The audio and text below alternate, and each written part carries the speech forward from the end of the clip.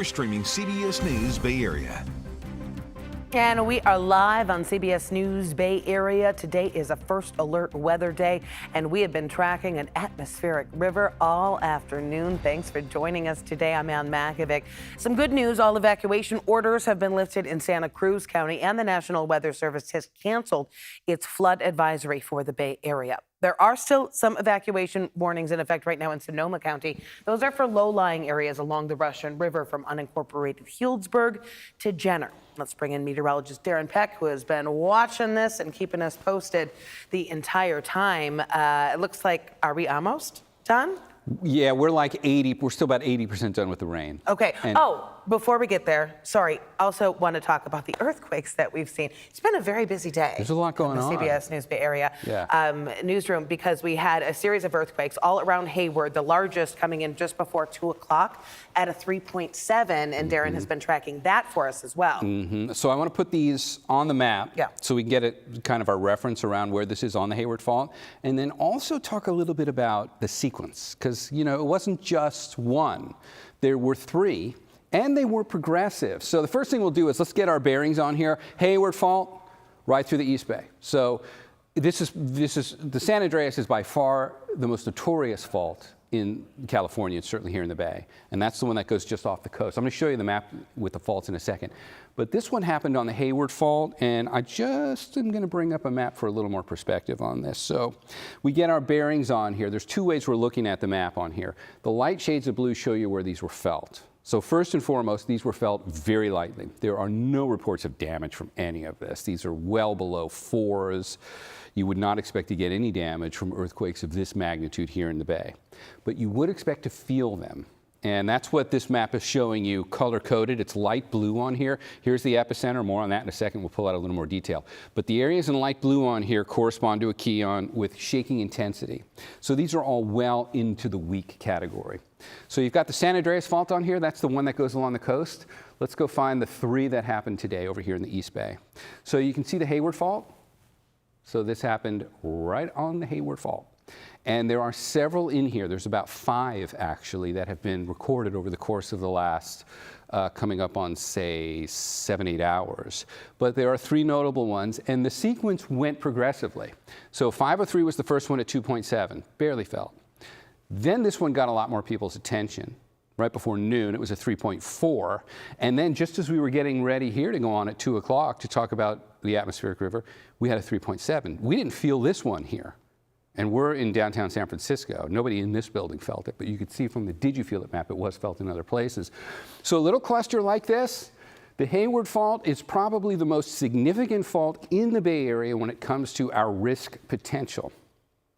So use today as a good reminder that this fault is going to send us little reminders like this, that it can go, and there's a high degree of probability within the next 30 years that we get at least a 6.7 on the Hayward Fault.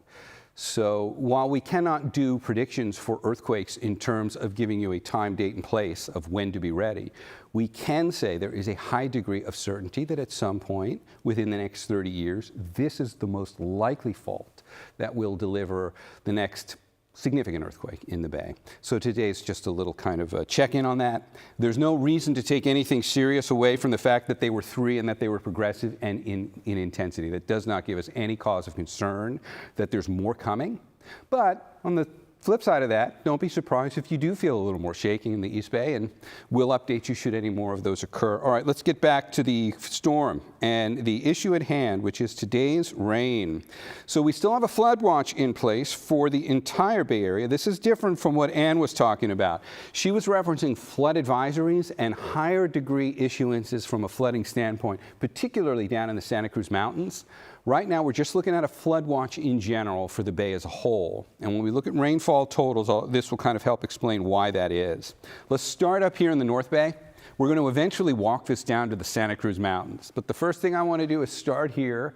We've picked up a little over 2 inches of rain so far in Santa Rosa. This is going back since this started. We could consider this about 18 hours ago because it really started around 5, 6 o'clock. It's almost 24 hours ago, really. Got a little over 2 inches in Santa Rosa, but you've gotten more like 3 to 5 inches in the higher elevations that surround the communities of Sonoma County. About 1.5 inches here for San Francisco. 2.5, actually closer to 2 3/4 inches on the peninsula. So you still have some roadway issues. And that's going to be a concern Bay Area wide. This is enough rain, you're going to encounter some low-lying intersection stuff and challenges on the road. But the one area which really does need to be pointed out with a little more detail is the Santa Cruz Mountains. Boulder Creek, there is a weather station just uphill from town. And you've already gotten 5 inches of rain there.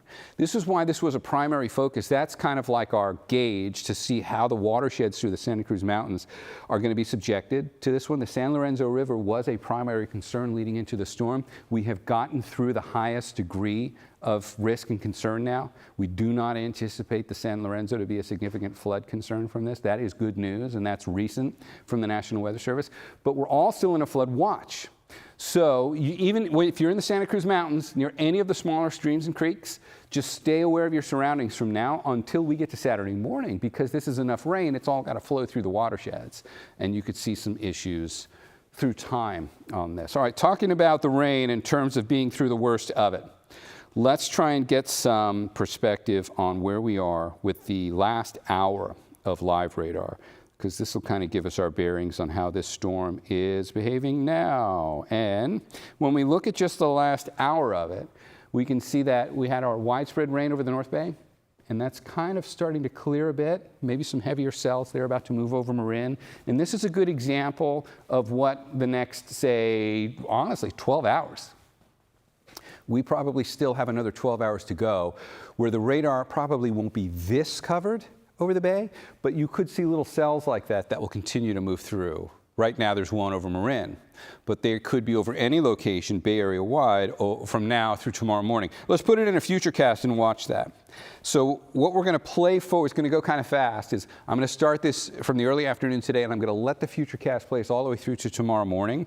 And you'll see the widespread steady stuff clears out. That's what's happened over the last few hours. There's that little cell in the North Bay now, and this is what happens for the rest of tonight. On again, off again, hit and miss. More time when your part of the bay is not getting rained on than when it is.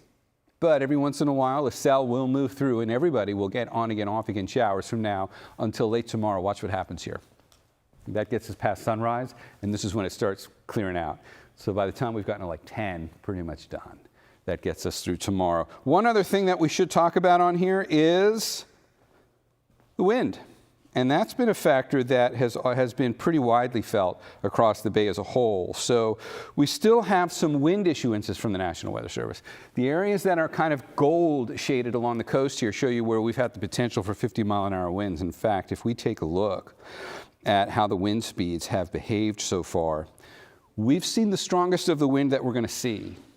And it's going to get a little better from here. But watch what happens as we put the wind streams on here. So let's keep our vantage point out here off the coast for a second, because it's going to start from the afternoon and then play us through to tomorrow. So you've got deep shades of red on here from the morning and afternoon, higher wind speeds. But as we let this play forward, everything kind of starts lying down. The direction becomes more northwesterly, which is how you know we're just in the usual flow over the bay. It's not being driven by storm. And we're done.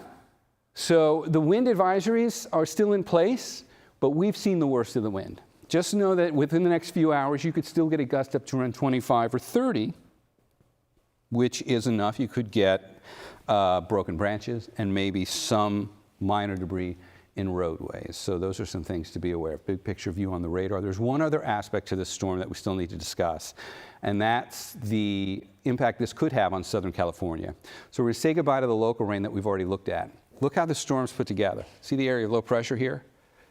The atmospheric river is getting pulled up to the south of that and wrapped into that low. So we got it this morning.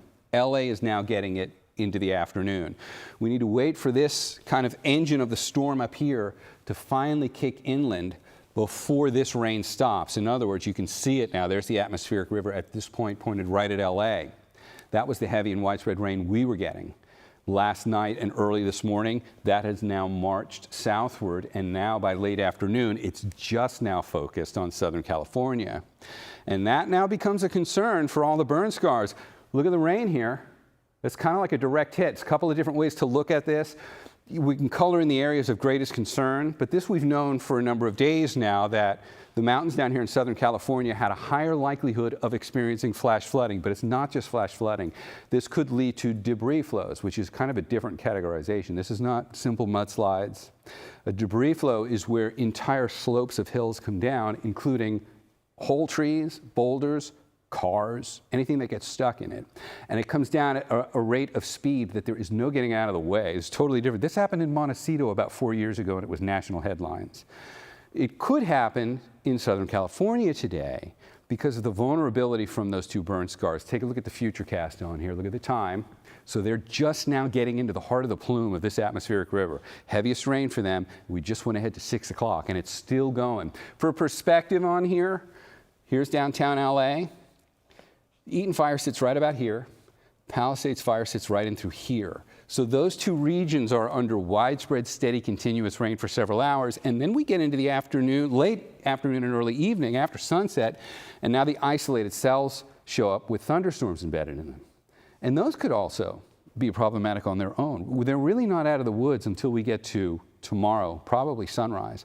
But I think the greatest 4 hours of concern for LA from a landslide or debris flow concern is really going to be from now through about 8, 9 o'clock tonight.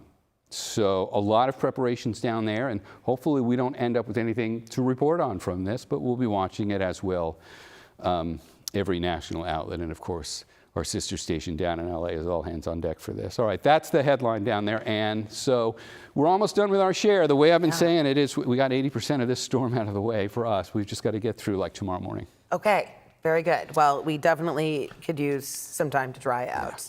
A lot of ponding and pooling around the Bay Area today on those roadways. So I hope that evening commute is going to go well for everybody. Keep an eye on that as well. Stay with us all evening as we continue to track this storm, and we're going to have updates throughout the night on our evening edition as well. Have a good one.